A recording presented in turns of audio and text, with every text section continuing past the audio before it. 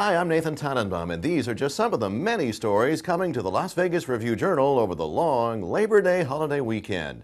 The holiday honoring hard work across our land is often referred to as the unofficial end of summer, meaning for many, picnics and barbecues, which means trips to the grocery store to stock up on whatever you might need. So where is all this going? Well, it's going to a story by Review-Journal business writer Jennifer Robison, who's checking into a Southern California supermarket price war and whether it might be headed to your favorite grocer. Now, for some, the weekend is a chance to get out of town, maybe up to Mount Charleston.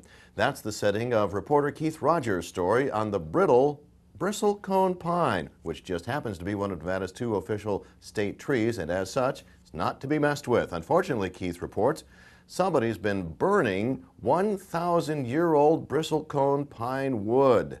Look for the article and print it online this weekend.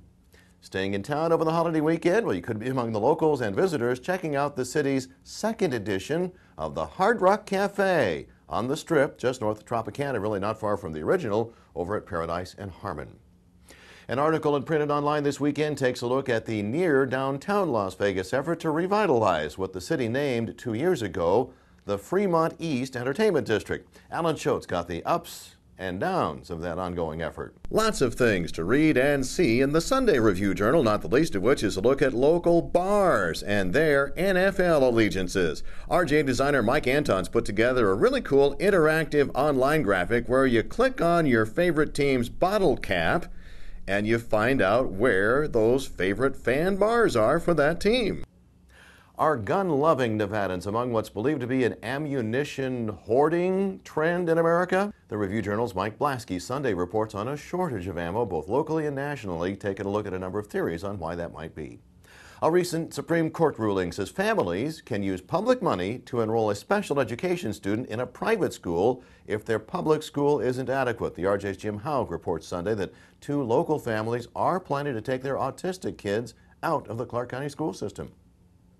First Sunday of every month means feature writer Corey Levitan's got another job adventure. So instead of taking them to the shelter or trying to find them a home, they throw them outside.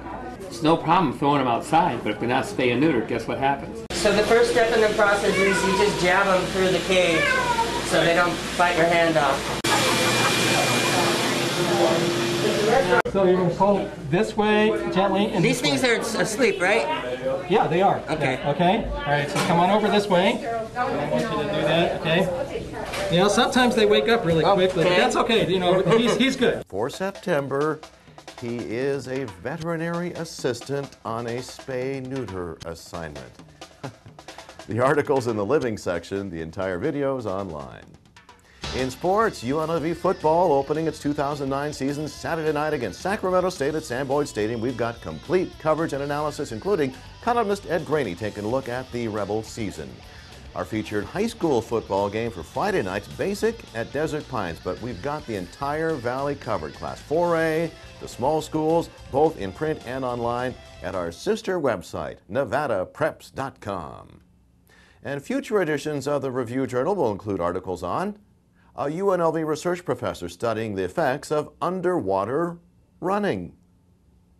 A rebuilt Clark County School District safer school in the Nellis Air Force Base area. And another dispatch from Afghanistan from Scott Cunningham of the Nevada National Guard, including a photo slideshow and video from the recent Afghan election. And the weather. How serious are the ongoing threats for thunderstorms over the long weekend? Check not only the ever-changing forecast, but also current conditions, satellite and radar pictures, and more at lvrj.com/weather. For breaking news 24/7, you're already here. Reviewjournal.com.